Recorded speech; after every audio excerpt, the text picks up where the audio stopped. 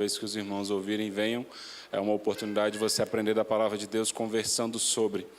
Eu sei que, infelizmente, as nossas amizades que nós podemos conversar sobre Bíblia são raras. Então, esse é um momento em família, para a gente aprender da palavra de Deus juntos, compartilhar os nossos pensamentos e aprender o que é certo e o que é errado à luz da palavra de Deus. Amém, irmãos? Louvado seja Deus. Abre comigo a sua Bíblia no Evangelho de Marcos, capítulo 4, verso 35, perdão.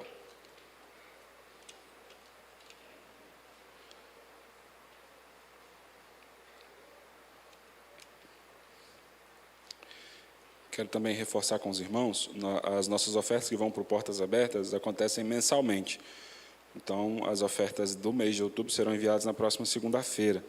Aí os irmãos reservem uma oferta e apresentem ao Senhor. Una a sua oferta com a oferta da sua igreja, para nós abençoarmos a obra missionária.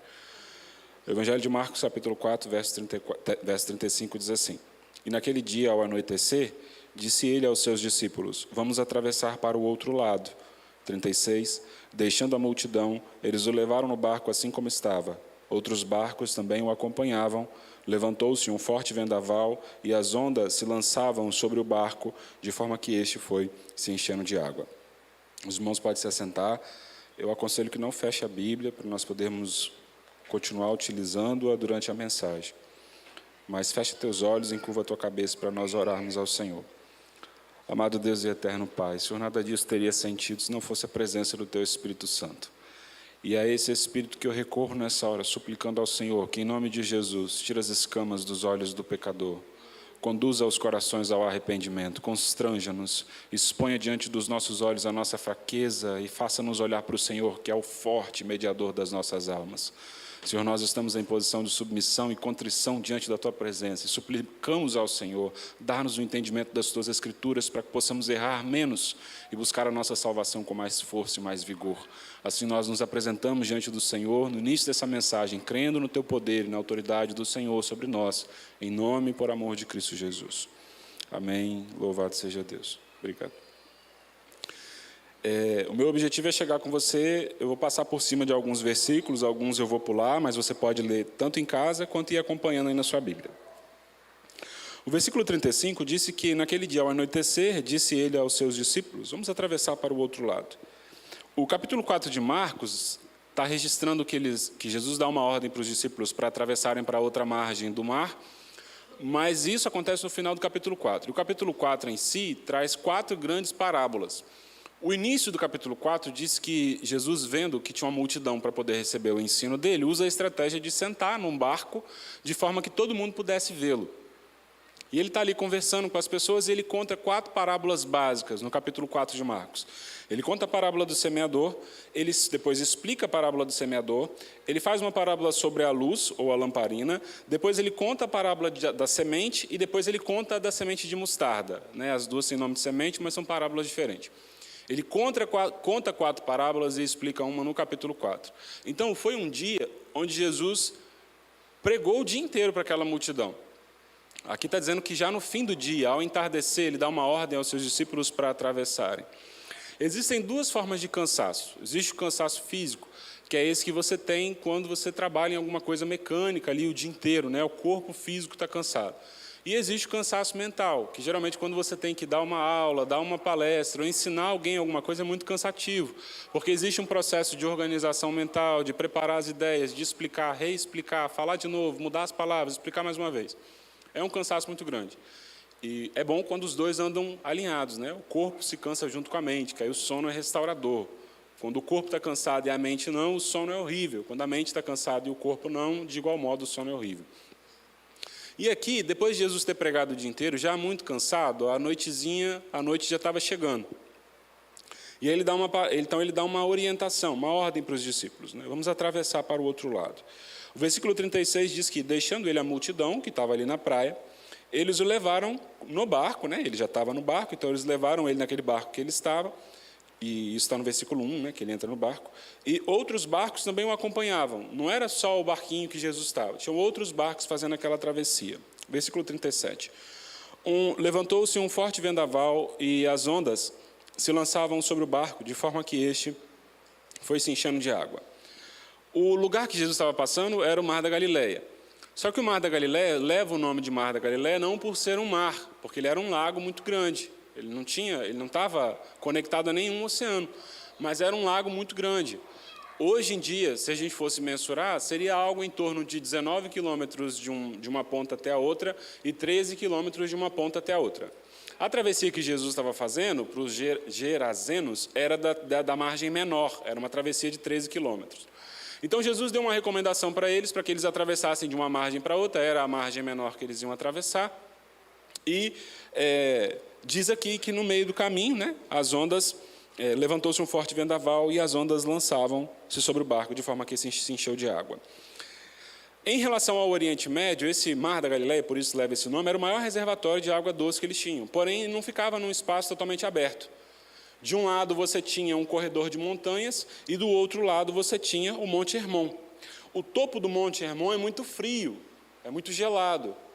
E quando você tem um encontro de massas quentes e frias, existe um fenômeno que acontece, que ou ele vai fazer um deslocamento de ar, ou ele vai gerar algo na espécie de um redemoinho, e se for na água, vai levar à agitação das águas. Muito provavelmente esse vento gelado desce, passa pelos corredores de montanhas, e quando encosta na água, gera uma turbulência para quem estava navegando naquele momento. A questão é que essas turbulências elas não eram premeditadas. Hoje em dia, quando você vai fazer uma viagem, você tem como abrir o aplicativo e verificar ali como é que vai estar a previsão do tempo aonde você está indo. E aí você evita de pegar chuva ou pega um trajeto mais curto, você tem essas possibilidades. Aqui, os discípulos que estavam com Jesus fizeram uma travessia debaixo da recomendação de Cristo e encontraram uma turbulência no meio do caminho da qual eles não podiam prever, não podiam fugir e, obviamente, não conseguiram administrar. Algumas coisas são curiosas aqui. A primeira dessas coisas é que esses homens que estavam na embarcação, embora aquela embarcação estivesse sofrendo pela agitação das águas, nenhum deles era inexperiente em relação às águas. Tanto que o convite que Cristo faz a eles é que os transformaria de pescadores de peixes em pescadores de homens, porque eles estavam habituados a lidar com a água. Eles sabiam como se portar diante de uma situação. Só que essa situação em específico gerou uma aflição tão grande neles, porque foi uma situação a qual eles sabiam que era possível, mas não estavam preparados para lidar. Amém? Essa semana, na quinta-feira eu não consegui vir no culto por causa do trabalho, mas eu estava acompanhando o culto pelo YouTube. E aí a diaconisa de Clécia pregando estava usando o exemplo de Jonas. E quando ela usava o exemplo de Jonas, ela dizia, Deus deu uma recomendação a Jonas, para quem não está ambientado, Jonas era um profeta, ele deveria falar em nome de Deus, e Deus deu a ele uma recomendação. Vai até a cidade tal, Nínive, e prega ali a minha palavra. Deus sabia que haveria arrependimento. Só que Jonas, aborrecido, porque a cidade que Deus mandou ele ir, era uma cidade que havia matado muitos outros homens semelhantes a ele. Ele tem um comportamento contrário. Ao invés de ele ir para a cidade que Deus o mandou, ele vai para a cidade oposta, ele vai para a direção oposta, praticamente. Quando ele faz isso, ele entra na embarcação, e quando ele começa a descansar, Deus manda a inquietação das águas, semelhante ao que aconteceu com os discípulos no barco. As ondas se ouriçaram de uma forma tal que aqueles que estavam na embarcação entraram num grau de preocupação tão grande que começaram primeiro a lançar todas as cargas, e era um navio mercante, um barco mercante, começam a lançar as cargas dentro d'água para que porventura o barco se tornasse talvez mais leve, ou se tivesse alguma coisa ali que estivesse irritando alguma divindade, pudesse se aquietar. E a primeira lição que a gente tira aqui é que quando Deus faz isso na vida de Jonas, todas as ondas que bateram sobre aquela embarcação estavam completamente debaixo do domínio e da autoridade de Deus. E Deus fez aquilo para que Jonas entendesse que ele precisava voltar para debaixo da recomendação e a orientação de Deus. Deus não tem prazer na tribulação, porém, ela é um instrumento pedagógico extremamente útil para mim e para você. De forma que um crente fora da posição é alvo direto, com o endereço certo de tribulação e de angústia, porque é o instrumento que Deus usa para trazê-lo de volta ao centro da sua vontade. Amém? Jonas estava em rebeldia. Deus envia tribulação. E como é que a gente lida com a questão dos discípulos que estão dentro de uma embarcação com Jesus, cumprindo a recomendação de Jesus? Por que as ondas vieram sobre aquela embarcação? Quando nós estamos frios na fé, meio capenga, meio sem força, meio fraco, e a gente entra numa situação de dificuldade, é fácil de compreender por que aquela situação de dificuldade veio. Rapidamente nós mudamos o comportamento e adotamos uma postura nova, porque entendemos que o Senhor nos tem chamado ao arrependimento. Mas e quando nós estamos jejuando, orando, buscando, clamando, congregando, participando da ceia, entregando os nossos dízimos, ofertando ao Senhor com sinceridade de coração? Quando nós fazemos tudo isso, e ainda assim as ondas batem sobre a nossa embarcação e nos levam à inquietude. Aqueles homens não eram homens que estavam desacostumados a lidar com isso. Nós vivemos em um mundo de tribulação, mas tem tribulação que chama a nossa atenção. Tem tribulação que invade a nossa vida como uma flecha que acerta direto o alvo. E nem sempre isso é fruto do afastamento ou do descuidado de Deus comigo e com você. Como é que a gente entende uma situação dessa? Porque ela é uma realidade. Nós estamos aqui recebendo a palavra de Deus, haverá arrependimento pelo fruto da palavra, eu creio nisso pela autoridade do Espírito Santo. Nós não sairemos da mesma forma e não acordaremos da mesma forma, mas pode ser que amanhã você acorde e vá trabalhar e quando você chegar lá, você seja demitido. Pode ser que amanhã você acorde sentindo uma dor e ao chegar diante do médico, o relatório dele para você seja péssimo. Pode ser que você chegue em casa hoje e o seu relacionamento com a sua esposa ou o seu marido não esteja bem. E aí? E essas ondas que batem sobre os nossos barcos, por que elas nos alcançam? Por que elas nos tocam? Porque a nossa lógica humana diz que uma vez que seguimos a Cristo, viveremos em bonança. Cristo estava no barco quando as ondas batiam sobre o barco. E ainda assim aqueles homens se desesperaram. No versículo 38 diz assim: Jesus, obviamente muito cansado, estava na popa, dormindo com a cabeça sobre um travesseiro, tirando um soninho dos justos. Os discípulos o acordaram e clamaram: Mestre, não te importa que morramos? Em outras palavras, Jesus, você não está vendo que nós vamos morrer se o Senhor não interceder na nossa causa? Eu não sei se você já fez orações assim, mas eu já ouvi muitas orações assim, orações de corações completamente desesperados. Senhor, o Senhor não está vendo que fulano vai morrer? O Senhor não está vendo que isso vai acontecer? O Senhor não está ouvindo a minha oração? O Senhor não está vendo que determinada coisa está acontecendo? Versículo 39. Ele se levantou, repreendeu o vento e disse ao mar: Aquieta-te, acalme-se. O vento se aquietou e fez completa bonança. Então perguntou aos seus discípulos: Por que vocês estão com tanto medo? Ainda não têm fé? Eles estavam apavorados e perguntavam uns aos outros: Quem é este que até o vento e o mar lhe obedecem? Eu acredito particularmente que Jesus não esperava dos discípulos que eles orassem para que o mar se acalmasse. Eu particularmente acredito que a expectativa de Jesus é que, por mais que as ondas batessem no mar e a água entrasse na embarcação, a expectativa de Cristo é que eles tivessem fé o suficiente para saber que aquilo não estava distante da provisão de Deus, que não estava fora do controle de Deus e que não era para a morte. É isso que Cristo espera de nós à medida que nós o conhecemos. Quando as ondas batem na nossa embarcação, quando passamos por momentos de dor, de angústia e de aflição, Cristo pode imediatamente dizer a essas tribulações: Aquieta-te. Mas pode ser que Ele não diga aquieta-te. E espere de mim, de você, um comportamento semelhante ao que esperou dos discípulos. Entenda que nada que acontece na minha e na sua vida está distante do controle de Deus. Alguns têm a falsa impressão que Satanás é um cão desgovernado, obstinado para fazer o mal, descontrolado. E não é. Ele não faz nada, absolutamente nada, se Deus não permitir que faça. De forma que as atuações dele sobre as nossas vidas, muitas vezes, são instrumentos pedagógicos de Deus para nos corrigir. Jesus estava ensinando para os discípulos naquele momento, através de uma experiência física, que nem sempre tribulação é sinônimo de falta de fé e de espiritualidade. Às vezes, você vai estar orando, jejuando, buscando, e a tribulação vai bater sobre a sua vida, sim. Mas não é porque Deus te abandonou. É porque naquele momento Ele está te preparando para amadurecer a sua fé. E no momento certo, Ele vai olhar para mim, para você e vai dizer: Aquieta-te. E vai acalmar todas as angústias e tribulações que chegam sobre nós. A tribulação não é eterna. Tribulação não é eterna. Talvez hoje você está igual esses discípulos num barquinho e está sofrendo um monte de onda, batendo de um lado para o outro. Você não consegue nem mesmo ver o outro lado do lago, porque, como disse, estava anoitecendo, era uma viagem à noite, não tinha como eles verem a margem do outro lado. A distância não era longa, mas também não era tão pequena para se ver a olho nu. Talvez você esteja exatamente como esses. E eu preciso te alertar que nenhuma tribulação é eterna, elas não são para a morte e elas são para que a nossa fé seja edificada. Se nós permanecermos fiéis junto de Cristo, em um momento determinado, Ele vai se levantar e vai dizer, aquieta-te, quando nós tivermos sido ensinados e lapidados pelo Senhor. Agora, se tem uma coisa que chama atenção, é que os discípulos que estavam com Cristo ficaram com medo, ficaram assustados. Porque já ouviram Jesus falar sobre as parábolas do reino? Ele falou sobre a semente de mostarda, sobre a luz que não se pode esconder. Ele falou sobre o reino, acompanharam o sermão do monte de Mateus 5.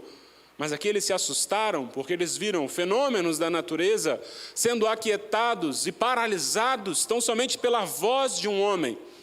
E eles se perguntaram, mesmo o conhecendo, quem é este, que até o vento e o mar lhe obedecem. Jesus continua a sua viagem depois de ter aquietado o mar. E aí, se você abrir a sua Bíblia agora no capítulo 5, logo na sequência, eles chegaram do lado dos Gerazenos, que é a borda menor ali dos 13 quilômetros. E ali, do versículo 1 até o versículo 17, tem uma ilustração, tem uma cena de Jesus chegando nessa cidade. E aí, um determinado homem que estava ali, vê Jesus de longe, e quando vê Jesus de longe, corre e se lança nos pés dele. O problema é que aquele homem era um endemoniado. Ele vivia já há algum tempo sob possessão demoníaca. E aí, Satanás conferia a ele uma força tão grande enquanto possesso, que várias vezes tentaram amarrar ele. E Satanás dava, com seus demônios, dava força àquele homem para que não fosse contido por homem algum, e para que mesmo amarrado e preso com algemas e cadeados, nada o contesse. Se hoje em dia nós tivéssemos isso, seria uma pessoa completamente dopada por medicamentos pesadíssimos, para que aquela pessoa não tivesse liberdade, para que aquela pessoa não tivesse ação própria. Como não tinham esses recursos, o recurso da época era conter ele de maneira física. Como se não bastasse nada o prender, aquele homem tinha um comportamento completamente assustador. Ele gritava a troco de nada. Emitia gritos, urros. E como se não fosse apenas isso, ele também se auto-infringia, ele se machucava, ele pegava pedra, se cortava, se batia, se feria. E muitas vezes gritava de dor, outras vezes gritava apenas para assustar quem passasse. Quando aquele homem se lança diante de Jesus, completamente tomado de demônios, Jesus diz para ele, como é que é seu nome? E aí ele dá uma palavra para Jesus, ele diz que o nome dele é Legião. E legião não quer dizer apenas conjunto ou uma grande quantidade. Ele fala isso porque naquela época a palavra legião era muito comum, porque era a legião romana. A legião romana era um grupamento de soldados que eram geralmente os melhores. Em um determinado período, nessa época aqui, era um conjunto de mais ou menos 3.000 soldados. Alguns anos depois, passa por um conjunto de 5.000 soldados. E esses soldados não eram apenas soldados que guerreavam de espada, eram soldados de cavalaria e soldados flecheiros. Então, eles não precisavam estar em contato com o inimigo para que gerasse destruição. De longe, eles lançavam flechas envenenadas ou flechas inflamadas com fogo para gerar destruição. O que aquele demônio está dizendo, o que aquele homem endemoniado está dizendo, é que os demônios que estão dentro dele são tão fortes quanto uma cavalaria de 2 ou 3.000 soldados com flechas flamejantes prontos para gerar destruição. Tamanha era a força que estava dentro dele dada pelos demônios. A gente tem que pensar que Satanás tem 3 objetivos básicos enquanto opera nesse mundo: matar, roubar e destruir. E aquele homem, quando os demônios falam na boca dele com Jesus, os demônios pedem que não sejam expulsos, e ainda não era o momento da destruição final de Satanás, então Jesus permite que eles entrem numa manada de muitos porcos, tanto quanto uma legião de soldados, aproximadamente 2 ou 3.000, dependendo. E aqueles demônios então entram nos porcos e imediatamente, como entram nos porcos, se lançam um precipício abaixo, buscando a morte. Porque enquanto aqueles demônios estavam sobre o rapaz, geraram nele destruição, porque acabaram com a vida dele, ele não tinha moral, não tinha reconhecimento, não tinha afeto, não tinha nada. roubou dele a vida e o prazer de viver, destruiu o aspecto físico e moral dele, e quando ele é expulso e entra nos porcos, Satanás cumpre o seu terceiro objetivo, que é o de matar, e produz a destruição daquela manada de porcos. Aquele homem, uma vez liberto da possessão demoníaca, se torna uma pessoa perfeitamente normal, com semblante em paz. Alguém que foi comprado por Cristo a alto preço e recebeu perdão, e foi salvo do Senhor, do poder e da opressão do pecado. E aí as pessoas, quando ouviram dizer que havia um homem naquela cidade, que nem os demônios podiam resisti-lo, e que havia causado um prejuízo da morte de uma manada de porcos, chegaram até Jesus e disseram: Jesus, sai daqui.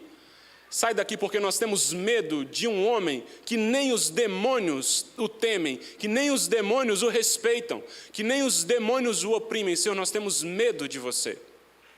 Os discípulos, quando estavam na embarcação, tiveram medo de Jesus, porque ele aquietou os fenômenos naturais com a força da sua palavra. Essa cidade de Decápolis teve medo de Jesus, porque nem os demônios o resistiram, e sob o poder da sua palavra, eles foram destruídos através daquela manada de porcos. Jesus recebe aquela palavra, vira para os seus discípulos e fala: nós precisamos nos retirar agora para uma outra margem desse rio. Aqui nós não somos mais benquistos, aqui nós não somos mais desejados. Aquele jovem, uma vez alegre por ter sido liberto, diz para ele: Jesus, deixa eu seguir você e ir com você para onde você vai. E Jesus, olhando pelo cumprimento profético da palavra e ampliação do reino, diz: não, você precisa ficar aqui, volta para dentro de Decápolis e dá testemunho do que aconteceu com você, porque nem os demônios resistem àquele que é o Filho de Deus. Você aqui, enquanto estiver aqui, é um instrumento muito mais útil do que caminhando comigo. Volta para dentro da cidade e dá o seu testemunho. É diferente de outros momentos onde Jesus realiza uma cura e diz assim: ó, vai, mostra-te ao sacerdote, mas não conta nada para ninguém, não. Fica entre nós o que aconteceu. Aqui Jesus já tinha tomado conhecimento do caminho de cruz e já estava expandindo o crescimento do reino, entendendo que eram os seus últimos momentos. Ele diz: pode ir, pode contar para todo mundo. Vai lá e dê testemunho do que aconteceu com você. Jesus volta para a embarcação com os seus discípulos, no versículo 18 ao 24 agora. Ele entra na embarcação, vai para uma outra margem do rio, não muito distante de onde ele estava. E quando ele desce da embarcação nessa outra margem do rio, versículo 21, ele chega nesse lugar e uma multidão rapidamente se forma para recebê-lo. E essa multidão se forma porque a fama de Jesus já corria como alguém que curava, como alguém que libertava, como alguém que fazia coisas grandiosas. Então, mesmo que assustasse a muitos, as pessoas estavam ali ainda que para ver o espetáculo do que Cristo fazia. Quando Jesus chega, o primeiro a recebê-lo é um homem chamado Jairo. E Jairo era um dos responsáveis pela sinagoga, onde era pregada e ensinada a lei de maneira constante. Aquele homem chega para Jesus e ele chega desesperado para Jesus. Ele chega, em outras palavras, e diz assim: Jesus, eu preciso que você vá até a minha casa, porque a minha filha está prestes a morrer, a minha filha está para morrer, e eu sei que o Senhor é usado em curas, o Senhor pode mudar a história da minha família, Jesus. Jesus aceita o convite daquele homem e começa a caminhar junto da multidão em direção à casa daquele homem. A multidão o oprime de todos os lados, aperta de um lado, aperta do outro. A distância podia até ser curta, mas como a multidão atrasava a caminhada, ele não consegue chegar na velocidade que normalmente chegaria. E no meio daquela multidão toda, uma mulher em específico se lança até Cristo e toca na orla dele. Não era uma mulher qualquer. Aqui ela aparece de maneira superficial. Mas a história daquela mulher era de alguém que sofria com uma enfermidade há muitos anos. Aquela mulher já não tinha mais recursos financeiros, já não tinha mais esperança na medicina, já não tinha mais condições de voltar para casa, porque era vista como uma imunda por causa do seu fluxo de sangue e hemorragia constante. E aquela mulher se lança diante de Jesus e quando toca no manto dele, ela automaticamente sente que foi curada. E no meio daquela multidão que oprimia Jesus, Jesus percebeu que alguém em especial conseguiu fazer com que saísse dele virtude. E ele olhando para todos os lados, buscando um rosto que se apresentasse para dizer: fui eu, Jesus, que buscava a minha cura. Os discípulos olham para ele: Senhor, não tem como a gente saber quem foi que te tocou, está todo mundo te tocando, está todo mundo encostando em todo mundo. E aquela mulher se apresenta: Senhor, sou eu. Sou eu que toquei no Senhor, porque eu já não tinha mais expectativa e nem esperança, mas eu sabia que se eu tocasse na tua orla eu seria curado. Jesus olha para ela e fala assim: minha filha, a tua fé alcançou para você a libertação dessa enfermidade. Porém, Nessa pausa de Jesus para se voltar para a mulher e para conversar com ela, para descobrir quem foi, de quem que saiu, para quem que saiu aquela virtude, para quem que saiu aquela cura. Jairo ali acompanhando Jesus na expectativa de chegar em casa. Um dos funcionários de Jairo chega para Jairo e fala: Jairo, não precisa mais não. Não precisa levar Jesus mais não. A menina já morreu. Pode deixar o mestre seguir com os outros milagres ou a caminhada dele. Eu não imagino o que é, eu não sei o que é perder um filho ou uma filha, mas eu imagino a frustração acumulada no coração de Jairo, como se não bastasse uma enfermidade que ele, com os seus recursos, não pudesse suprir. A única expectativa que ele tinha diante dos olhos, ele viu ser atrasada pela cura de uma mulher, e agora a única notícia que ele recebe é que já não adianta mais, porque a sua filha já morreu. Se a sua esperança é que ela fosse curada, assim como essa mulher foi curada da sua hemorragia, eu preciso te dizer, pode deixar para lá. Deixa Jesus continuar curando outras pessoas, porque a tua filha já morreu. E quando Jairo recebe essa notícia, Jesus imediatamente o consola. E quando Jesus o consola, agora no versículo 35, versículo 36, não fazendo caso do que eles disseram, Jesus disse ao dirigente da sinagoga: não tenha medo, tão somente creia. Depois de ter recebido aquela notícia, a primeira palavra de Jesus para aquele homem é uma palavra de conforto. Exatamente o que ele faz com os discípulos enquanto estavam na embarcação. Exatamente o que ele faz por aquele homem que estava possesso por uma legião de demônios. Exatamente o que ele faz por aquela mulher que estava dominada por uma enfermidade, que atrasava a vida dela e a marcava por todo o período em que ela vivesse. Jesus diz para ele: tão somente creia. E agora Jesus muda algumas coisas no versículo 40, versículo 37. Jesus então dá uma pausa na multidão, interrompe aquela procissão que a multidão estava com ele, separa apenas Pedro, Tiago e João, para que fossem junto dele à casa da menina. Os versículos de baixo vão dizer que quando Jesus chega na casa, ele encontra um cenário que eu já encontrei muitas vezes, que era entrar na casa de uma pessoa, às vezes para dar a notícia que alguém morreu, ou estar em uma casa onde chega a notícia que alguém acabou de morrer. É um clima horrível. Os gritos tomam conta do ambiente, o choro incontido domina o ambiente. Uns não sabem se correm para o quarto, outros querem correr para a rua, outros ameaçam desmaiar, a pressão de alguns abaixa, de outros sobem. Se você fechar os olhos em um ambiente como esse, você percebe o quanto que nada está no lugar, está tudo alvoroçado, está tudo bagunçado. É esse cenário que Jesus encontra quando chega na casa daquele homem. E quando Jesus chega na casa daquele homem, ali junto dos seus três mais próximos, naquele momento, versículo 40, versículo 39. Então Jesus lhe diz: por que todo esse alvoroço e lamento? A criança não está morta, mas dorme. E aí a Bíblia vai dizer que as pessoas que estavam ali na casa, daquele barulho de choro, de preocupação e de frustração, dá-se lugar a um deboche de Jesus. Começam a caçoar de Jesus. Ô Jesus, está certo, você entende de milagre, mas de morte a gente entende, e eu já sei que essa menina morreu, não tem sinais vitais mais nessa menina. Versículo 40. Ele, porém, ordenou que todos os que estavam na casa saíssem, tomou consigo o pai, a mãe da criança e os discípulos, que era Pedro, Tiago e João. Entrou onde a criança estava, tomou a criança pela mão, disse: Talita cumi, que significa: menina, eu lhe ordeno, levante-se. Jesus entra onde aquela menina estava, declarada como morta, pega na mão dela e fala: está na hora de acordar. Chega de dormir. A menina imediatamente salta, levanta dali com a idade de mais ou menos 12 anos e começa a andar, e todo mundo fica de queixo caído vendo a menina andar, tendo sido declarada como morta por todos. Depois de toda aquela decepção, a menina começa a andar e Jesus fala: agora só dá um alimento para ela, porque morrer e viver de novo dá muita fome. Alimenta essa menina aqui. E aqui a gente encerra esse bloco do que Jesus faz, todos esses acontecimentos com um mesmo objetivo. Na primeira parte do final do capítulo 4, Jesus dá ordem à natureza, que é aquieta-te. No início do capítulo 5, ele dá ordem aos demônios, porque não podem detê-lo. Ainda no capítulo 5, ele expulsa a enfermidade. No final do capítulo 5, ele expulsa a morte. E aí nós voltamos no capítulo 4, versículo 41, que diz: eles estavam apavorados e perguntavam: quem é esse que até o vento e o mar lhe obedecem?